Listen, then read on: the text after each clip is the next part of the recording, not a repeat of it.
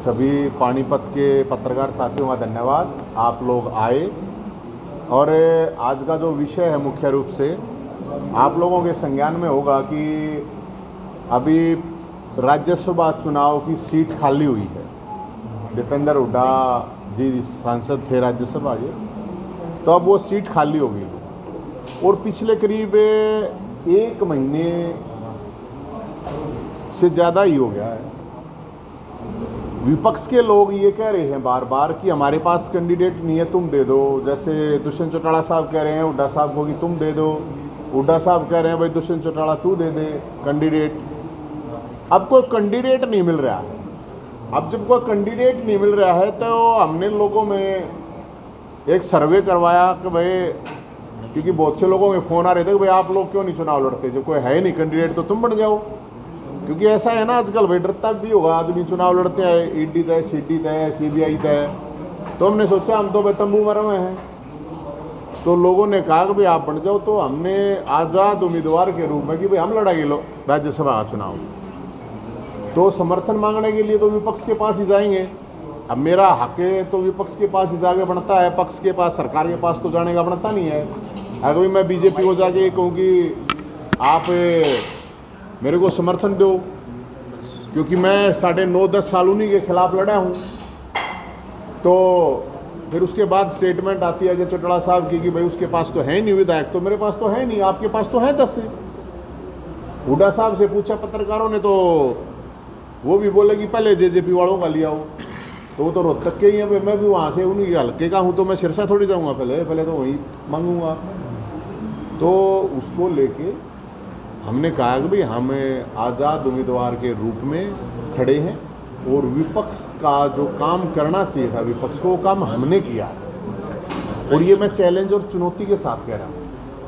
पिछले 10 साल में जो दर्जनों केस मैंने भुगते हैं, सड़क पे जो उतरे हैं, लाठियाँ जो खाई हैं, अलग अलग तरीके से जो हमने आवाज़ उठाई है, जिसकी वजह से जब फैमिली आईडी का इशू था तो लाखों बुजुर्ग जब परेशान थे तो कोई बोलने वाला नहीं था, हमने बोल लिया। 2 लाख बुजुर्गों की विधवा विकलांग की पेंशन बनी, बीपीएल कार्ड बने, खेल कोटा खत्म हुआ था तो हम सोटा उठा के निकले। बराबर की ज़मीन जो 2 सरकारों ने कब्जा कर रखी थी तो फरसे के दम पर हमने छुड़वाई। हरियाणा पुलिस की जिसकी कोई आवाज़ नहीं उठाता, आज एक हरियाणा पुलिस वाले को, सिपाही को भी 30,000 रुपये साल का फ़ायदा हो रहा है, उनकी आवाज़ हमने उठाई। SYL पे सब चुप थे, पानी के लिए पूरे हरियाणा में हाहाकार है पीने का, हम लड़े। तो भाई अब विपक्ष की ये जिम्मेदारी है कि उनके पास कोई पहलवान है नहीं लड़ने के लिए। तो जब हम आंगली घुमा रहे हैं, हम पहले नंबर की छुट्टी दे रहे हैं, पहले नंबर की। आपने दंगल तो देखे होंगे, और ये संघर्ष का दंगल है। इस संघर्ष के दंगल में पहले नंबर की छुट्टी दे रहे हैं कि भाई आप सर्वे करवा लो, अपनी पार्टी में करवा लो, कार्यकर्ताओं में करवा लो, विधायकों में करवा लो, जनता में करवा लो, अक्रॉस हरियाणा करवा लो। तो हमने ये कहा है कि भाई अगर कोई पहलवान हो आपके पास तो उसने सामने लिया और उसका सर्वे करवा लो। अभी मेरे पास माँ बाप दादा, मेरे तो MLA MP मंत्री मुख्यमंत्री तो है नहीं, मेरे पास तो 100 करोड़ है नहीं। जैसे चौधरी वीरेंद्र सिंह कहते हैं 100 करोड़ में राज्यसभा, तो तुम्हारे पास कैंडिडेट नहीं है। अब कोई हारेगा तो मैं हारूंगा, तुम तो हारोगे नहीं भाई।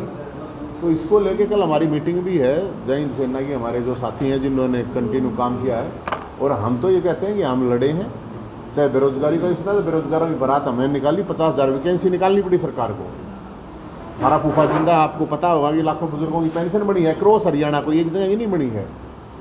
तो हम तो लोगों के बीच में जाएंगे, और मेरी भी आप लोगों से विनती है, पत्रकार साथियों से भी, और मैं तो इनको कह रहा हूँ पत्रकारों तो करवा लो सर्वे, कौन लड़ा है ये तो बता दो, 10 साल में बताओ, 2 पहलवान लेके तो आओ, उसमें हमने कोई प्रॉब्लम नहीं मारता। वो ठंडा पहलवान होगा तो, क्योंकि हम तो जब इनके पास कोई भी नहीं था तब आया हूँ। अब मैं पक्ष के पास कैसे जाऊँ भाई, उनके पास जाके वो तो ये कहेंगे ना भाई मारे तो पास बंगड़ लेके पड़ा रहा, ये तुम्हारे तो समर्थन मांगना आ गया। विधायक होने के नाते कोई बीजेपी का विधायक उससे मांग सकता हूँ, लेकिन पार्टी के पास मैं कैसे जाऊँ। तो इसलिए राज्यसभा चुनाव में कोई पहलवान नहीं है लड़ने वाला, और ये मैं नहीं, ये यही कह रहे हैं।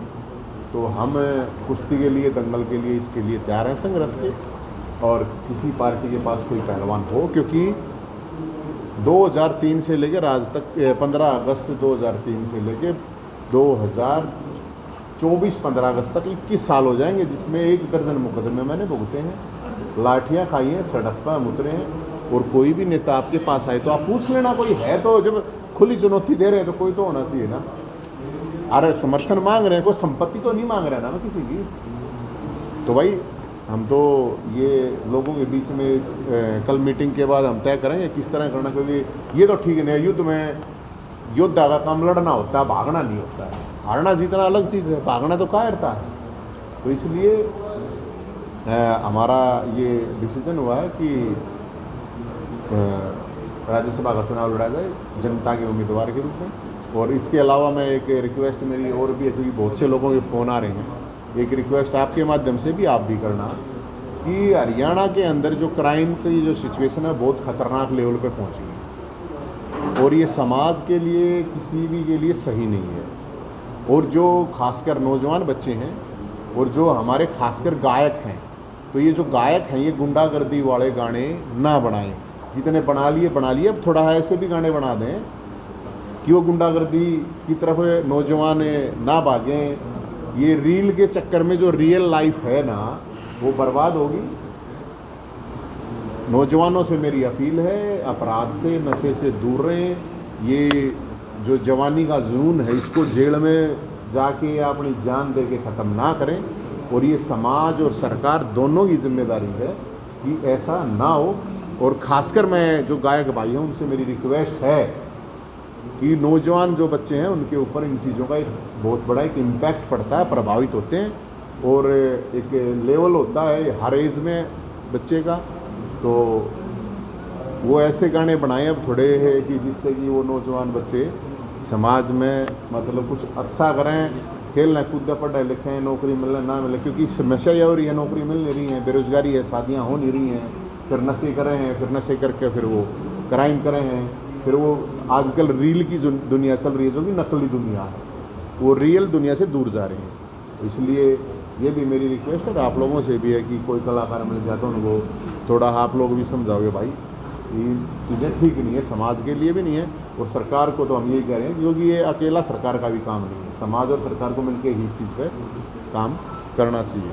कोई सवाल है तो साहब कह रहे हैं कि हमारे पास नंबर नहीं है और फिर आप उन्हीं से समर्थन मांगने के लिए राज्यसभा के चुनावी मैदान में उतर रहे हैं, तो कैसे आप जीतेंगे? उसका समीकरण कुछ हमें समझाने का। कुछ लड़ाई जो है वो ज़रूरी नहीं है जीतने के लिए होती हैं। मेरे पास तो एक भी विधायक नहीं है, एक ने दिया ना, निर्दलीय ने, बलराज कुंडू ने दिया, अब भाई हाँ हम साथ हैं। कुछ लड़ाई इसलिए लड़ी जाती है कि लड़ने वाले हैं। और हुड्डा साहब तो थोड़े दिन पहले तो ये कह रहे थे कि सरकार अलपमत में है और हारूंगा तो मैं हारूंगा। हुड्डा साहब तो नहीं हार रहे हैं ना, दुष्यंत चौटाला तो नहीं हार रहे हैं ना, और कोई तो नहीं हार रहा है, मैं हारूंगा, क्या प्रॉब्लम? हारने दो, उसमें तो मेरे ख्याल में प्रॉब्लम नहीं होना चाहिए भैया। आप और मैं कोई, मेरे को ये चुनाव लड़ने का अगर कोई शौक होता तो मैं तो लोकसभा निर्दलीय लड़ लेता भी, मेरे को ऐसा ही शौक होता। या मेरे को ऐसा शौक होता तो जिस दिन रिजल्ट आया था दीपेंद्र हुड्डा जिस दिन जीते थे सीट, उसी दिन खाली होगी थी, उसी दिन कह देता कि मैं लड़ूंगा। ये तो 1 महीने 1.5 महीने जब पूरे हरियाणा को फुटबॉल बना दिया कि मेरे पास कैंडिडेट नहीं है, वो मेरे पास कैंडिडेट है, हम हैं कैंडिडेट भाई। और हमारा कोई तगड़ा पहलवान हो इस संघर्ष की लड़ाई में तो ले आओ शामी, करवा लो उसका सर्वे, डिजिटल सर्वे करवा लो, ग्राउंड सर्वे करवा लो, और कुछ करवा लो। तो चुनाव आप लड़ने की आपने घोषणा की है, वो जय हिंद सेना के नेतृत्व में लग रहेंगे या ये जय हिंद सेना कह लो, जनता का उम्मीदवार कह लो, इसको पंचायती उम्मीदवार कह लो, इसको कुछ भी? बीजेपी से भी समर्थन मांगा है आपने? ना मैंने नहीं मांगा, मैं कैसे मांगू भाई? बीजेपी से किस मुंह से मांगू आप बताओ? नहीं, आपने आधा दर्जन मुकदमे आप पे दर्ज हुए हैं। इनाम तो मांग सकते हो भाई, इनाम ही दे दो मेरे को जितवा के। नहीं, इनाम तो मांग सकते हो। मेरा ये हक नहीं है कि मैं बीजेपी वालों को ये कहूँ, बीजेपी पार्टी के पास जाऊँ मैं कि भाई मेरे को समर्थन दो, तुम सांसद बनाओ। ये मेरा नहीं है, व्यवहारिक बात है ये। जो विधायक है बीजेपी का मैं उसके पास जरूर चला जाऊंगा भाई, क्योंकि वो वोटर है चुनाव में। लेकिन पार्टी को मैं कहूँ समर्थन दो यार। मैं मतलब जो लड़ा, जब ये विपक्ष का एक भी नेता, विपक्ष का A to Z पिछले 10 साल की प्रोफाइल उठा लो, 10 साल ज़्यादा हो जाएंगे, भूल गए होंगे तो 2-3 साल की उठा लो। अरे कोई तो बोलने हो, कोई तो केस हो, तारीख तक भुगतू हूँ मैं, हैं? तारीफ इनको चाहिए, ये तो ठीक नहीं है ना। कौन कितनी बार सड़क पर उतरे? क्राइटेरिया तो होता है, पत्रकार बनते हो तो जर्नलिज्म करना पड़ता है, MMC JMC कुछ ना कुछ करना पड़ता है, कोई वकील बनता है तो उसको लो तो करना पड़ता है ना। एक चपड़ासी भी ग्रुप डी में भी भर्ती होता है, तो इसका भी कोई क्राइटेरिया बना दो यार। पढ़ा लिखा PhD हूँ मैं, आंदोलन भी कर रखे हैं। कोई चोरी चकारी की तो मेरे ऊपर केस है नहीं भाई, मैंने कोई चोरी चकारी कर दी, कोई छोरी छेड़ दी या कोई इस तरह का, तो मेरे ऊपर कोई केस है नहीं। सारे आंदोलनों के केस है, एक भी कोई कुछ इस तरह का कोई केस तो है नहीं। तो जब हमने लड़ाई लड़ी है तो मैं तो उनको ये कह रहा हूँ भाई ये तो नहीं, ये तो सही नहीं है ना कि भाई आप कि 5 परिवार हैं, 10 परिवार हैं, 10 परिवारों के घर में जो जब पैदा होगा, जन्म लेगा या जन्म नहीं लेगा, जो गर्भ में भी होगा वो भी सीधा MLA MP बने का होगा हैं, या मतलब 100 किले वाला 1000 किले वाला ही मतलब वो करेगा। तो इसका मतलब फिर ये जो पानीपत में भी बहुत से नए कुर्ते पजामे से मारे होंगे नौजवान बालक, मांड देते होंगे उसमें बढ़िया, तो क्यों देंगे फिर? कुछ नहीं है फिर। अगर जय हिंद के लिए कुछ नहीं है किसी के पास से, तो आप लोगों को तो 21 साल और इतने मुकदमे भुगतने पड़ेंगे, इतना सड़क पर उतरना पड़ेगा, अपनी ज़िंदगी घर परिवार सब बर्बाद करना पड़ेगा, उसके बावजूद भी कुछ नहीं है। अब किसी की पिंडी तो चाटी को ना जा, किसी का पानी तो मारा को ना जा, क्योंकि संघर्ष कर रखा है। तो हम तो हक के साथ कह रहे हैं भाई। तो हरियाणा में जो है सभी सीटों से जो है आप कैंडिडेट खड़ा करेंगे? नहीं भाई साहब, आप या ये कह दें वो आप गलवा दो ये बात। बीजेपी के पास मुझे जाना हो तो मेरे को तो खट्टर साहब ने आज से 3-4 साल पहले बुलाया था। मैंने तो उनको कहा था पूछ लेना कभी आ जाओ। लेकिन आप इस बात को हमेशा मना करते रहे हो, आपने कहा कभी बुलाया नहीं, वो तो खिचड़ी खाने के लिए बुलाया था। ना वो खिचड़ी खाने के लिए तो खिचड़ी के लिए तो अब बुलाया था 2-3 महीने पहले, वैसे भी बुलाया था पहले भी, अगर भाई आ जा सरकार में। मैंने कहा था मगा जी नहीं सरकार नहीं, हम थोड़ा संघर्ष में इंटरेस्टेड है, संघर्ष करेंगे, और कराया हमने संघर्ष। तो कोई ये कहे कि बीजेपी का, तो फिर मेरे जो तारीख है ना, मुकदमे है ना, उनकी तारीख भुगत लो यार, और चीज़ें ना छोड़ दो तुम, वो तारीख भी भुगत लो। एक तो होगा कोई किसी पे हैं, इन पे हैं आप, मतलब सोचो मैं इतने मुकदमे भुगतने लग रहा हूँ, ये मुकदमे किसको भुगतने थे? 100 बार मेरे घर पर पुलिस आई है, कहा के बैठ गई कि भाई अब तू पूरे दिन यहाँ बैठा रहे, और किसी के दौरे क्यों ना जाती भाई, बताओ।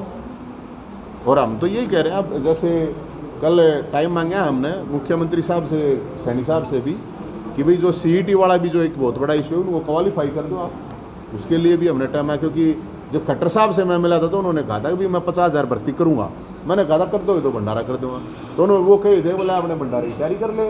अब वो तो गए, मारा था वो घी गया चून चान, सारा सब्जी तो खराब हो ली, चीनी चानी सारी नुगी करी है।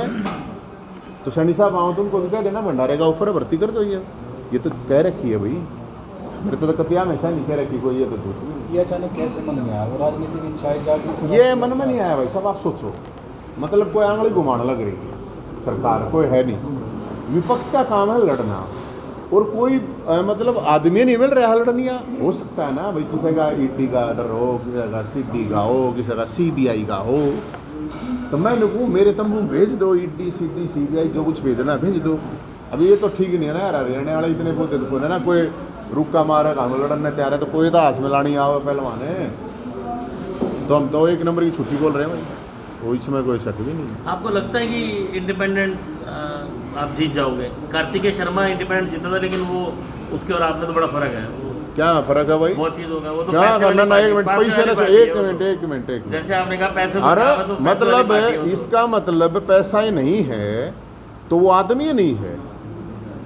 आप एक बात बताओ, इस देश में 80-90% आज भी मैं आपकी जानकारी के बता दूं 20,000 रुपये से नीचे इनकम पे ज़िंदगी जीते हैं, और हम उन 80% में हैं, चाहे हम 10 में मान लो।